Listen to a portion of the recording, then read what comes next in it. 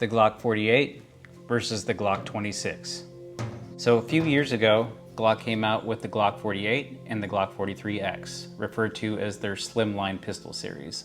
The Glock 43X was an upgrade from the Glock 43, going from a 6-round to a 10-round magazine.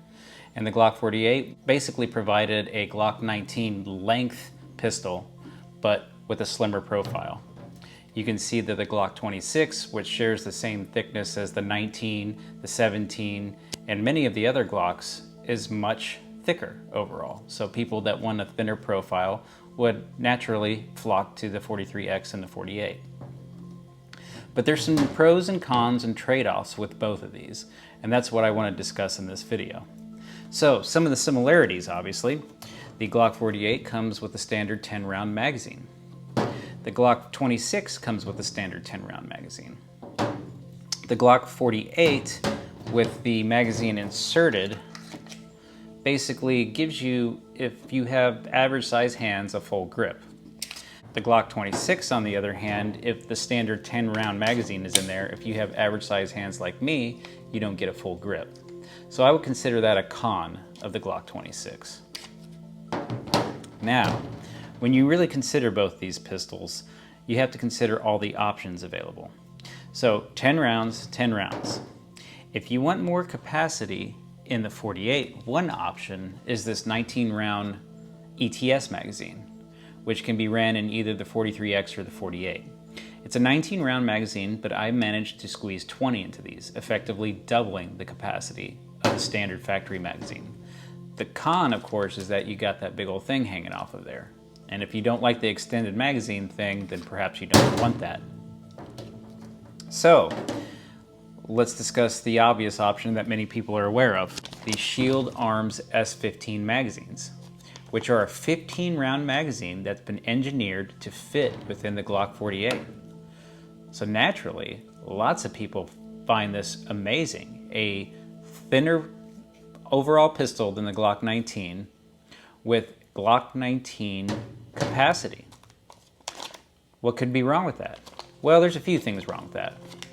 First of all, your S15 Shield Arms magazines are metal. So the metal rubbing up against the stock polymer magazine release is going to eventually wear down on that magazine release. So what Shield Arms does is that they sell a metal magazine release. They call this the Enhanced Mag Catch, which you can see I do have installed here. What is the drawback of this, you might ask? Well, I'll tell you. In my particular case, once I installed this metal magazine Enhanced Mag Catch, the standard factory magazines and the ETS magazines, you could lock them in there, but it's almost impossible to pull them out.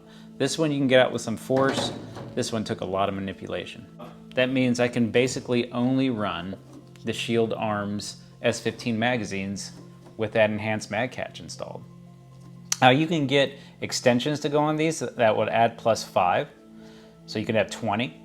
But again, you're limited to only the S15 magazines from that point on. Compare that to the Glock 26. Some of the options you have are, you can get this little extension here. And I think that adds either +1 or +2. I don't remember off the top of my head. But what this does is makes a full grip.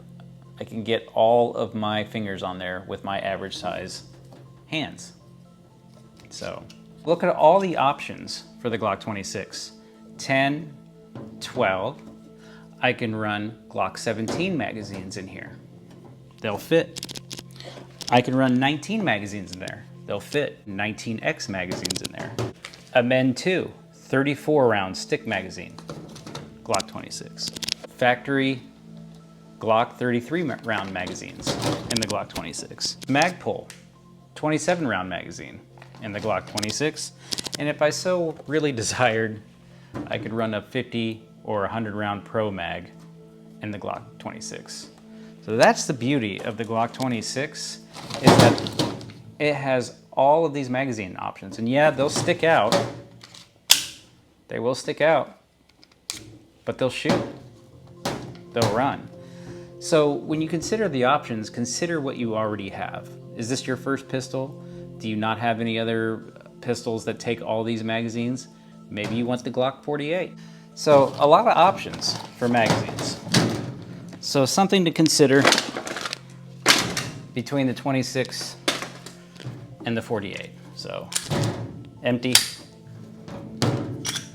empty. Let's talk about performance. If you're used to Glock 19s, 19Xs, 17s, all the other thicknesses, maybe you just are going to shoot better. If you're somebody like me that's been shooting with this thickness of pistol for years, it feels natural when you go and shoot.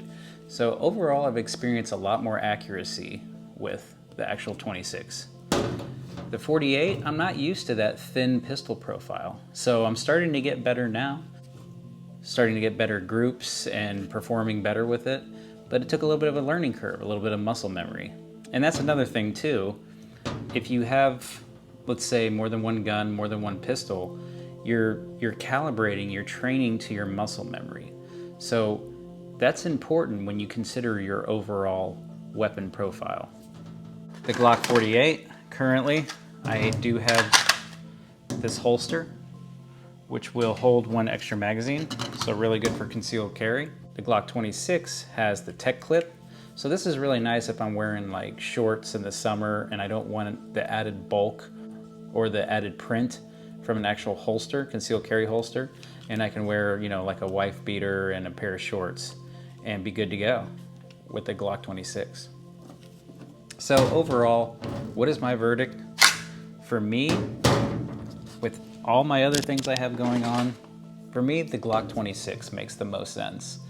I think I shoot a little bit better with it. I have more accessories and other guns that'll use the same equipment. And so if you're somebody like me, 26 is probably a better option. If you're new and you just want to have one pistol and you want a slender profile, perhaps the Glock 48 will be better for you. It's up to you to decide. So I hope that helped you out if you're kind of trying to decide between these two pistols. And that's what I have to say about it. So Glock 48 versus Glock 26, you be the judge. Okay, till next time, later.